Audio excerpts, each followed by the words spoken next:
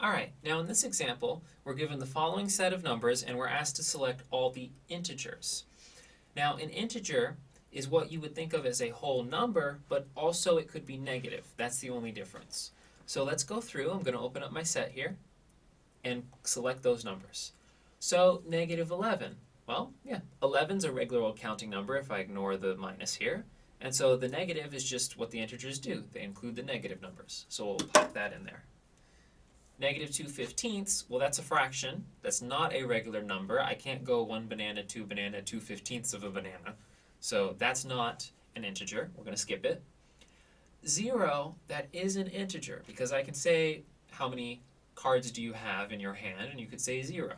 So 0 goes in there. That's an integer.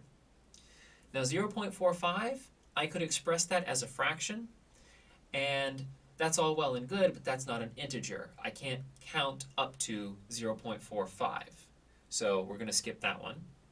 Now the square root of 3, that's the square root of a prime number, so that is irrational. And so that is definitely not an integer. Skipping that one. E, well, much like square roots of primes and the number pi, e goes on forever and ever. So it is also irrational and does not belong in the set of integers. And finally, we come to the square root of 100, which looks a little suspicious, but we can actually do this square root. 100 is a perfect square. 100 is 10 times 10, so the square root of it is just 10. Now make sure when you put this number in your set or list it out to write it as it's given.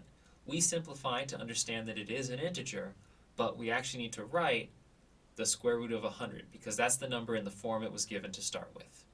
And so there we go. All the integers from this set are right here, negative 11, 0, and square root of 100, which is 10. And that is this example.